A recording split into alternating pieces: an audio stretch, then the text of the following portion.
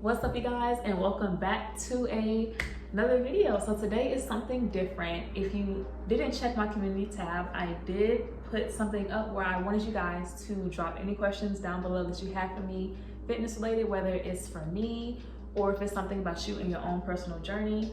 And so a lot of you guys have answered. If not in the community tab, you guys went to my Instagram to ask me questions, and I greatly appreciate that. So today is going to be focused on you, and we're gonna get some of your questions answered. By the way, if you aren't following me on Instagram, go ahead and follow me. It is j.mariah with 2 underscores. Follow me for fitness tips, workouts in the gym, and just the overall experience and getting to know me a little bit more.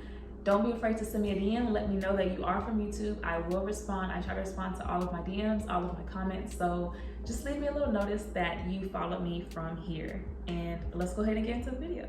All right, so let's go ahead and get started with our first question. So the first question says, is it possible to grow thicker thighs and glutes with only glute band workouts, as I don't use the gym?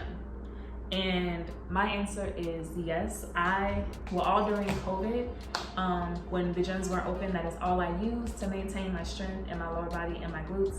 All I did was band workouts and body weight leg workouts. So you definitely can grow muscle. However, as your body starts to get accustomed to specific exercises and they start to become a little bit easier, you do want to add on more resistance and a little bit of more tension. So what you can do is either go heavier with the types of bands that you are using. You can do more reps, or you can also go out and buy some dumbbells or different types of resistance bands just to switch up your workouts a little bit, so that you are still progressively overloading the muscle and overall just making your workout a little bit more harder. So once they start to become easy, that's when you want to take it up. And then, like I said, you can add in those dumbbells, you can add in those kettlebells, add in heavier types of resistance bands to make your workouts a little bit more intense. So to answer your question, yes, you can continue to grow your glutes and your legs with banded workouts, but after a while, you do want to add a little bit more resistance just to challenge yourself and challenge your muscles a little bit. So I hope that helps and answers your question.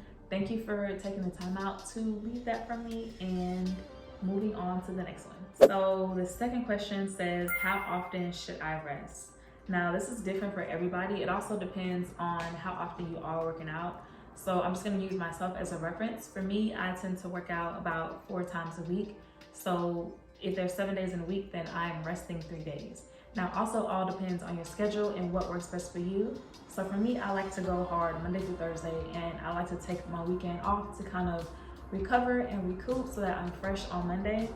But if you do, let's say, work out on a Monday and you can't work out on a Tuesday and you go on a Wednesday, then every other day like that is fine. But I do recommend resting up to 2 to 3 days in a week, or it just depends on how your body feels. If you're sore from a workout, then you may take a little bit more extra rest. But yeah, it really just depends on you, your schedule, and what workouts or the type of workouts that you do or did previously the day before. So again, just try to take 2 to 3 rest days and listen to your body. That is the main thing. What you can do when you're resting to help you recover: protein after your workouts are good to help repair and rebuild your muscle, because you know, when you're working out, if you didn't know, you are breaking down that muscle. So you want to add protein back into your body to help rebuild that muscle, to make it a little bit stronger. So not only can you do protein, but you can also take ice baths. Ice baths help your muscles recover. You can take BCAAs. They have powder BCAAs you mix with water, you drink it after your workout. It just helps with soreness and muscle recovery as well. So definitely add those 3 tips into your workout regimen if you don't already. So thank you for asking that question and taking the time out.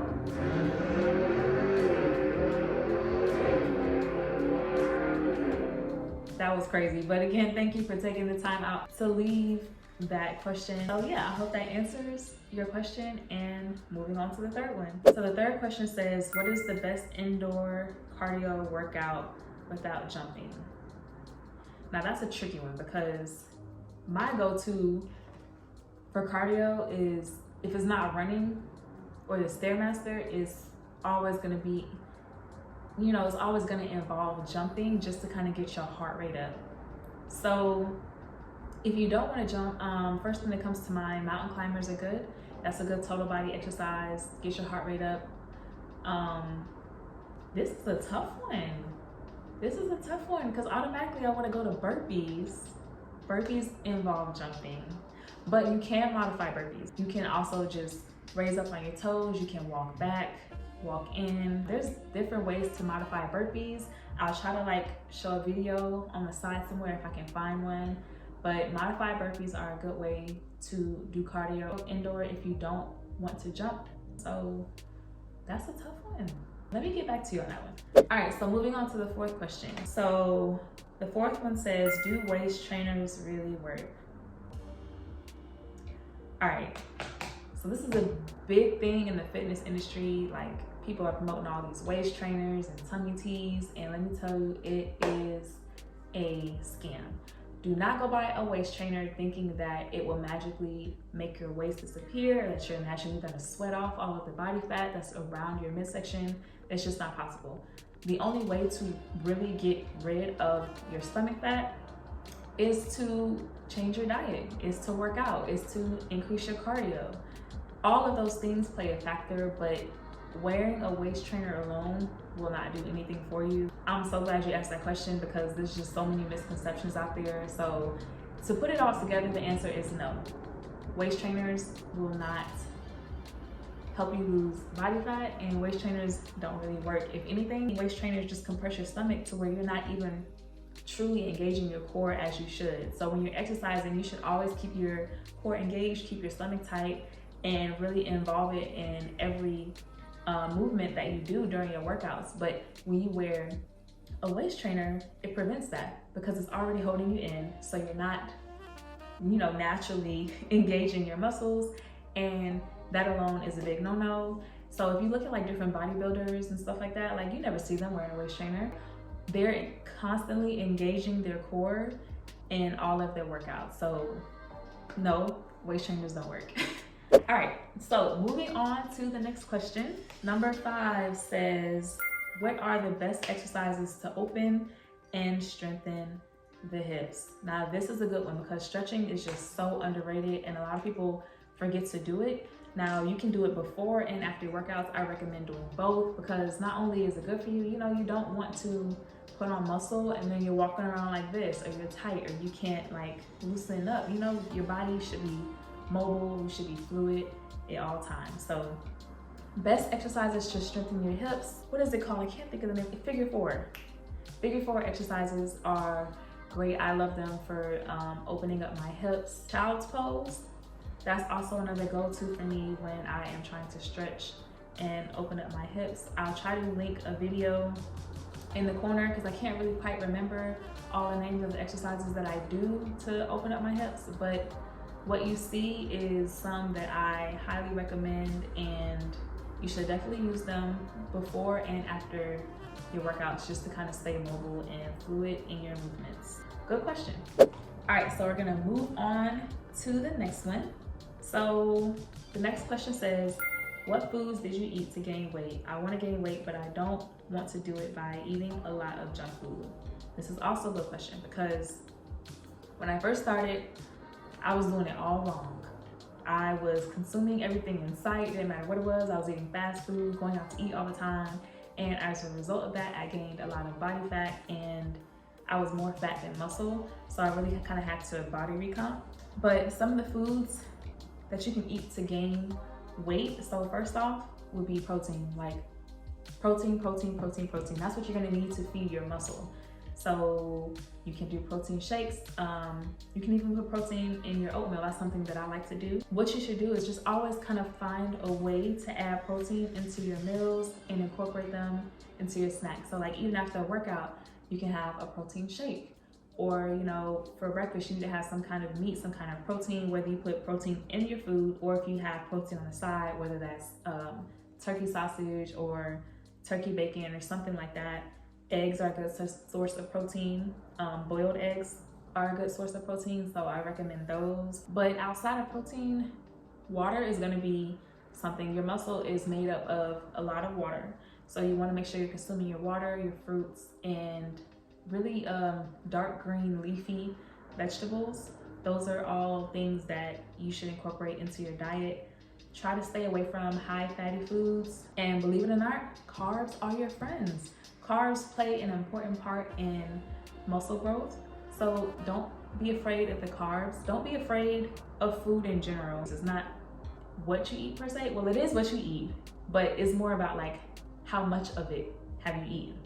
What else can I say really helped me to gain weight? I really just consumed a lot of protein shakes, and I just added protein into my meals. So like I would eat like a lot of chicken breasts, a lot of chicken tenders. I would have baked potatoes, sweet potatoes, brown rice was a big thing for me. I made sure I had vegetables with my lunch and my dinner. That would be the biggest takeaway, is to do all of those tips and definitely make sure you're adding in that protein. Moving on to the next one. What are some healthy grocery items to grab when shopping on a budget? This is also a very good one because we all know we need to save that money. We all on a budget out here. Good healthy items. All right, first off, stay away from canned foods. Stay away from canned vegetables. Stay away from boxed foods, if that makes sense. Or like, you know how they have like those mashed potatoes in a little plastic bag? Stay away from that kind of stuff. Stay away from foods that are like heavy on preservatives. You want to stay away from foods that are heavy on preservatives. So when you're going, first things first, let's say if you're at Walmart, you need to go to the section where everything is fresh. So this is where you're gonna see your apples, where you're gonna see your cucumbers, where you're gonna see your oranges or your kale or your lettuce. Like those are the type of vegetables that I want you to focus on buying. Yes, it's gonna be more time consuming because you actually have to cook and prep and cut them up, but it is worth it. And I think they're not even really that expensive, especially at Walmart. I mean, they have some, I think they may have like carrots or cucumbers for like 87 cents or something like that. But definitely try to buy your vegetables fresh. That is one thing that you can buy on a budget. Another thing that I like to buy on a budget is shrimp, because shrimp is high in protein. So I kind of get like a bag of shrimp, and I eat a lot of shrimp, honestly. I eat so much shrimp, it doesn't make any sense.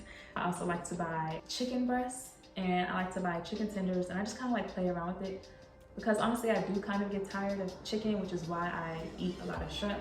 But every now and then I like to switch it up. So you can buy chicken breasts, and the way that it makes it cheaper is because you're cooking your meals that's gonna last you longer. You're meal prepping foods that are gonna last you for days. So you're not spending money on eating out. You're not spending money on, you know, just last minute, like, oh, I'm hungry, where should I go? Like, no, you should already have food prepped in your kitchen. Make sure you are buying your fruits. The fruits aren't that expensive, and even if you don't like Walmart per se, you can go to something like a Whole Foods or a Sprouts. Now that's more on the expensive side, but it's kind of quality over, you know, it's like, do you want the quality of it or do you want to pay the price? So that's up to you. I also like to buy frozen fruits sometimes, just if I'm like in a rush, and I like to throw them in the blender, and I have like a smoothie for breakfast and I'll add my protein. So that's something like right there, it's a quick meal you can do. It takes like less than 10 minutes to do, less than 10 minutes to make. So I hope that kind of answers your question. I mean, I'm really like a simple eater, so it's kind of hard for me to really explain what you should possibly get because it takes nothing for me to be happy. So I'll sit here and eat kind of the same stuff over and over again, but in a different way. But hopefully that helps you. Let me know if it did or if it didn't, but I tried my best. All right, so we're gonna go on to the next question, or the last question. So I actually got this in a text message. This wasn't anything that was asked on Instagram or anything like that, but I was really truly inspired by it and it just made me happy, so I wanted to share it with you all. But the question says, I recently watched your weight gain journey video and I saw you doing pull-ups. I've never seen a woman do pull-ups in the gym, yet alone being able to do them on my own. So my question is, what workout should I do to work my way up to be able to do a full pull-up? First off, thank you for watching the video and taking the time out. You know I love you, and I really appreciate the fact that you even took the time out to send me that text message. It was very thoughtful, and it really did truly make my day. So I already answered her question in text, but I'm going to share with you all just in case you all have had the same question or maybe you just didn't get the chance to ask.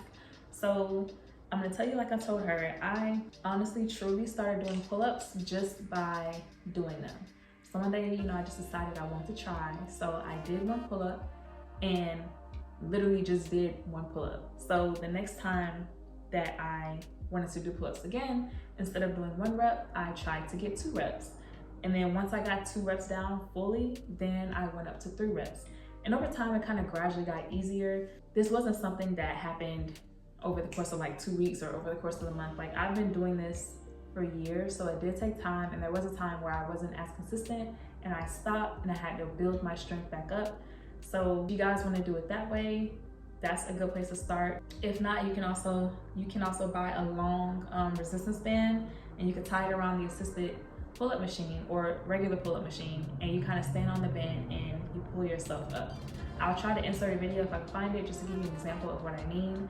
I've never done those personally, but I know I see a lot of people doing them to work their way up to a full pull-up, so maybe that's something that can help you all. Another thing that I tell her that she can do workouts to help build your upper body strength. So first thing I recommend is plyometrics. That is something that involves only body weight, because it's different when you have to lift up your body weight versus lifting up, you know, weights in the gym or like dumbbells. It's a lot harder to lift up your body weight. So you can start with push-ups, getting your arms stronger. Just being able to push up your natural body weight alone is hard. And so if you can do 1 push-up, that is a huge thing that shouldn't go unnoticed. You can start by doing rows on the Smith machine. You just kind of like lay back and you pull yourself up, or you can do inverted rows, where reverse inverted rows, where your grip is reversed and you hold the bar and you pull yourself up. So really, any pulling motion to help get your body used to pulling up your weight is something that I recommend. Now, if you do want to use weights, I recommend dumbbell rows. You can do bent over rows, bicep curls, really anything that's going to help to strengthen your arms, the bicep, and your back muscles, because that's what you're going to be using to do your first pull-up. And I hope that helps you. And I know you said you're going to keep me updated on your journey, and I'm really looking forward to that. So if anybody else is out there trying to do a pull-up, keep me updated on your journey. Leave a comment, DM me something, send me pictures, send me videos on Instagram at j.mariah, 2 underscores, all of that. I want to see your journey. Yeah, so that basically wraps up today's video, and I just want to thank each and every person that took the time out to leave me a question. I truly appreciate it, and I hope that this video was able to help a lot of you. And let me know if you like this video down below. Comment and let me know what you think. I will see you all in the next one.